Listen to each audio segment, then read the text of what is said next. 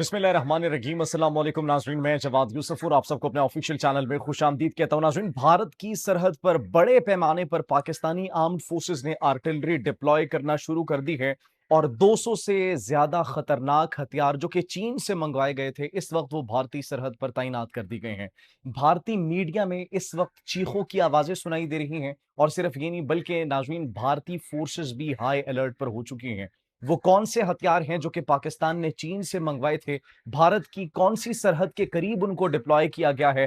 بڑے پیمانے پر نقل و حرکت جو یہ دیکھی جا رہی ہے، فتح میزائل بھی ڈپلوائے کیے جا رہے ہیں، اس کے پیچھے آخر بنیادی وجوہات کیا ہیں؟ اس پر آج کی اس ویڈیو میں بات کریں گے۔ آن دی ادر ہینڈ، ایرانی فورسز جو ہیں وہ کرائے کے قاتلوں کو اب مارنا شروع کر دیا گیا ہے، ان کی جانب سے کرائے کے قاتلوں کا قتل کرنا شروع کر دیا گیا ہے، اور ایران نے زمینی کارروائی کرنا شروع کر دی ہے۔ گوریلا وار کا اگر ہم کہیں تو وہ اس وقت شروع ہو چکی ہے، جس کی ایران بڑے عرصے سے تیاری کر رہا تھا، اور وہ کرائے کے قاتل جو کہ ایران کے اندر گھستے تھے اور اسرائیل کی معاونت کرتے تھے، اب ان کے خلاف بڑے پیمانے پر کارروائیاں شروع ہو چکی ہیں۔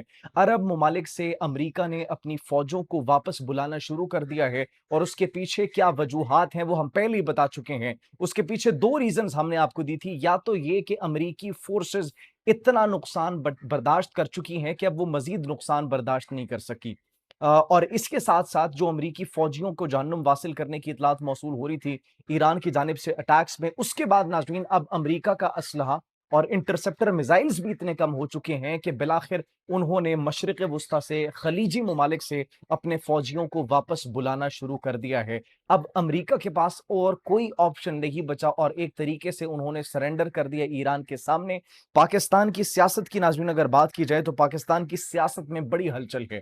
سب سے پہلے محسن نقوی وزیر داخلہ بیان دیتے ہیں۔ وہ بیان کیا تھا؟ بیان یہ دیتے ہیں کہ جو پاکستان کی سیاست ہے، یہ سسٹم اس کا پورا کولیپس کر چکا ہے، اور اب اگر آج سے آپ 20 سال بعد بھی دیکھیں گے تو یہیں پر آپ بیٹھے ہوں گے، یہ سسٹم مزید نہیں چل سکتا۔ یہ ایک ایسی سٹیٹمنٹ تھی جس نے بڑے بڑے ایوانوں میں ہلچل مچا دی، جس نے پولیٹیکل پارٹیز کے اوپر بڑے کویسچنز اٹھانا شروع کر دیے کہ یہ پولیٹیکل پارٹیز جس سسٹم کا حصہ ہیں، اب کیا اس سسٹم میں کوئی تبدیلی آنے والی ہے؟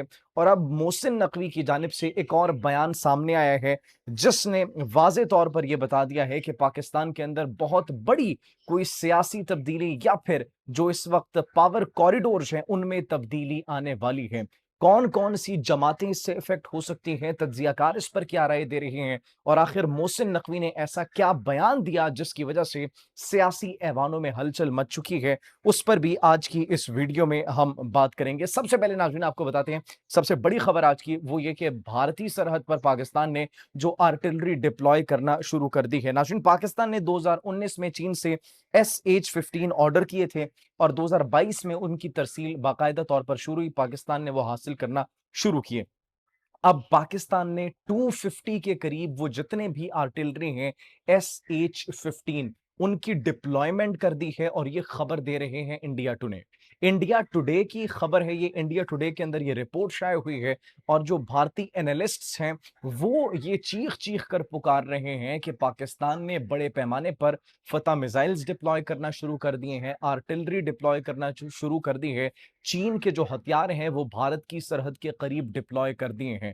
تو پاکستان کیا بھارت پر حملہ کرنے کی سوچ رہا ہے، یا پھر بھارت کی جانب سے کوئی سیکیورٹی تھریٹس ہیں جس کی بنا پر یہ بڑا ایک اہم ڈیسیجن لیا گیا؟ That is an important question. خیر جو بھی ہو، اس وقت پاکستان کی جانب سے تصدیق نہیں کی گئی، بھارت کی جانب سے یہ چیخو پکار اس وقت سنائی دے رہی ہے، دہلی کے ایوانوں میں ہلچل مچ چکی ہے، اور یہ کہا جا رہا ہے کہ پاکستان کوئی بڑی کارروائی کرنے والا ہے۔ ناظرین، پاکستان نے، ہم نے آپ کو بتایا، تقریباً 250 SH-15 یہ توپیں مشرقی سرحد پر تعینات کی ہیں، مشرقی سرحد پر پاکستان کی جانب سے یہ تعینات کی گئی ہے، اور ان کی تعیناتی کا مقصد جو بتایا جا رہا ہے وہ بھارت کی آرٹلری، خاص طور پر K9 وجرا اور دیگر جدید توپوں کا مقابلہ کرنا ہے۔ ناظرین، اگر اس کے سپیکس کی بات کی جائے تو یہ 50 سے 72 کلومیٹر تک فائر کرنے کی صلاحیت رکھتے ہیں۔ اس کے اندر گولے بھی ہوتے ہیں، مارٹر گولے بھی ہوتے ہیں، اور کچھ اسپیسیفائڈ راکٹس بھی ہوتے ہیں جو کہ تقریباً میکسیمم 70 کلومیٹر تک ٹریول کر کے دشمن کے اہداف کو کامیابی سے نشانہ بنانے کی صلاحیت رکھتے ہیں۔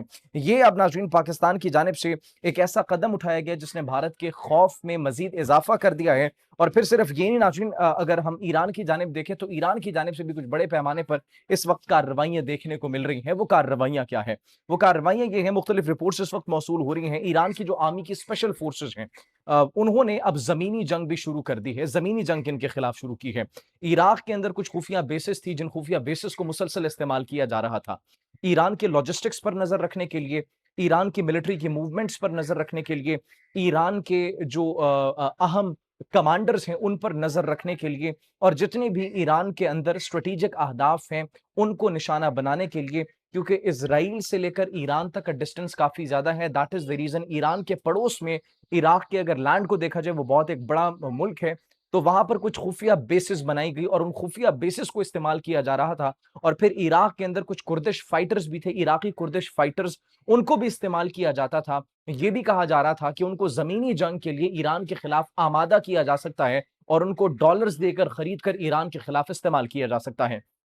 अब ईरान की आर्म्ड फोर्सेस जो है, स्पेशल फोर्सेस, उन्होंने जो नॉर्दर्न इराक है उसमें बड़े पैमाने पर कार्रवाइयां शुरू कर दी हैं और ये कहा जा रहा है कि वो जो ये इराक का नॉर्दर्न एरिया है, यहां पर घुसकर जो इराकी कुर्दिश फाइटर्स हैं उनको उन्होंने मारना शुरू कर दिया है। वो किराए के कातिल जो कि ईरान के खिलाफ कार्रवाइयों में मुलव्विस थे, जो कि ईरान के खिलाफ कार्रवाइयों के साथ साथ जासूसी के इल्जाम जिन पर लगे थे, जो कि मुसलसल मावनत कर रहे थे नाजायज रियासत के साथ, अब उनके खिलाफ ईरानी फोर्सेस की जानिब से बड़े पैमाने पर कार्रवाइयां शुरू कर दी गई हैं। हमने आपको राष्ट्रीय में एक और खबर दी थी, वो खबर क्या थी? वो खबर ये थी कि अमेरिका मजीद सर्वाइव अब नहीं कर सकेगा। वही हुआ जो कि हमने आपको बताया था, जिसकी प्रेडिक्शन हमने दी थी।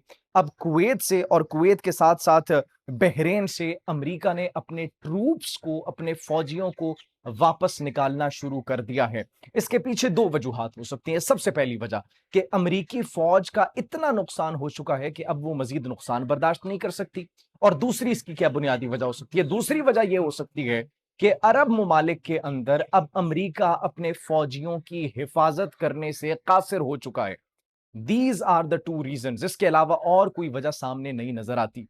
इंटरसेप्टर मिसाइल्स की हमने आपको खबर दी, पेट्रियाट हो गया, दीगर एयर डिफेंस सिस्टम्स, उनके जो मिसाइल्स हैं उसके उनके ऑर्डर्स दिए गए हैं अमेरिका की जानिब से। उसका भी यही मतलब है कि अब इनके पास इतने missiles, air defence system, interceptor missiles नहीं बचे कि जिससे वो हिफाजत कर सके अपने फौजियों की। इसीलिए जब एनर्जी इंफ्रास्ट्रक्चर को और फाइनेंशियल एसेट्स को ईरान की जानिब से निशाना बनाया जा रहा था, तो तब वो इंटरसेप्टर मिसाइल्स इस्तेमाल नहीं किए जा रहे थे, बल्कि जब बेसिस पर और वहां पर जहां पर अमेरिकी फौजी मौजूद थे वहां पर ईरान ड्रोन दागता, फिर तब इंटरसेप्टर मिसाइल्स को इस्तेमाल किया जाता। क्योंकि एक इंटरसेप्टर मिसाइल की अगर आप कीमत लगाते हैं मिलियन डॉलर, बिलियन डॉलर से ज्यादा, ऑन दी अदर हैंड 20 से 25 हजार का एक ड्रोन है, खुदकुश ड्रोन जो कि ईरान इस्तेमाल कर रहे हैं, तो फिर वो इंटरसेप्टर मिसाइल्स इतना कॉस्टली है कि उसको अगर उस अरब मुल्क की किसी एनर्जी इंफ्रास्ट्रक्चर को निशाना बनाने के लिए इस्तेमाल किया जाएगा तो वो उसको इंटरसेप्ट नहीं करेंगे, वो अपने फौजियों के तहफ्फुज के लिए इस्तेमाल करेंगे। लिहाजा अरब से अब निकलना शुरू हो चुकी हैं अमरीकी फोर्सेस,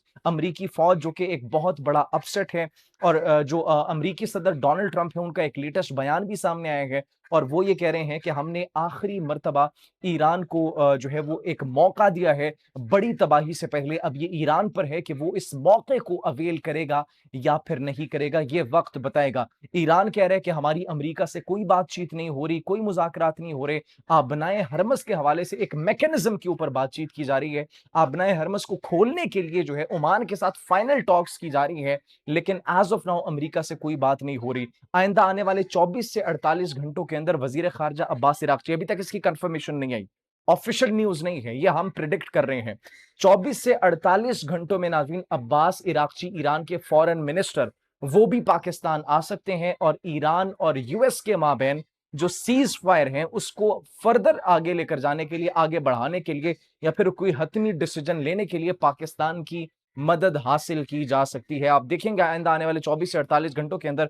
कोई बहुत बड़ा फैसला हो सकता है। मोहसिन नकवी वजीर दाखिला पाकिस्तान के, अब नाज़रीन उनकी जानिब से पहले एक स्टेटमेंट दी गई कि सिस्टम कोलैप्स हो चुका है। उसका इशारा कहां पर था? उस बात का इशारा यह था कि सिस्टम अगर कोलैप्स कर चुका है, आज से 10 साल बाद भी ये सिस्टम ऐसा ही रहेगा, तो it means that the system has to be changed. System अगर चेंज होगा तो ऑब्वियसली जो ये बड़ी बड़ी सियासी जमातें हैं उनका तख्ता भी उलट सकता है। अब दूसरा एक बैंगर उनकी जानिब से, एक बड़ी स्टेटमेंट उनकी जानिब से आती है। वो स्टेटमेंट क्या है?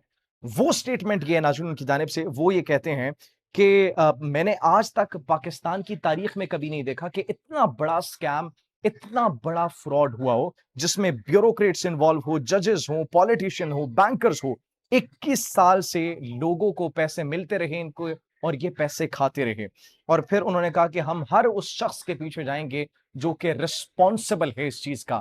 دس شوز کہ جتنے بھی اس وقت طاقتور حلقے ہیں، مقتدر حلقے ہیں، ان کے ایوان لرزنے والے ہیں۔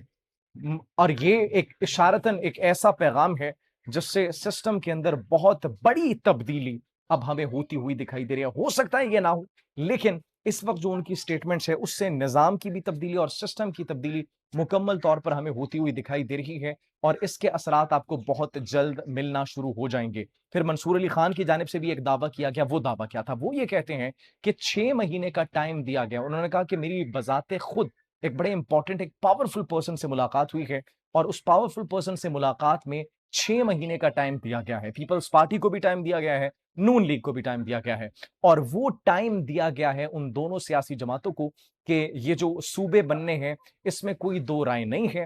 اس میں کوئی دو رائے ہونے کے ساتھ ساتھ یہ ایسا نہیں ہوگا کہ اس پر عمل درآمد نہ کیا جائے۔ ناظرین، یہ اس وقت صورتحال ہے، یہ اس وقت خبریں موصول ہو رہی ہیں۔ آپ کیا سوچتے ہیں اس حوالے سے کامنٹ سیکشن میں اپنی قیمتی رائے سے ضرور آگاہ کیجیے گا۔ مجھے اجازت دیجیے، اللہ نگہبان۔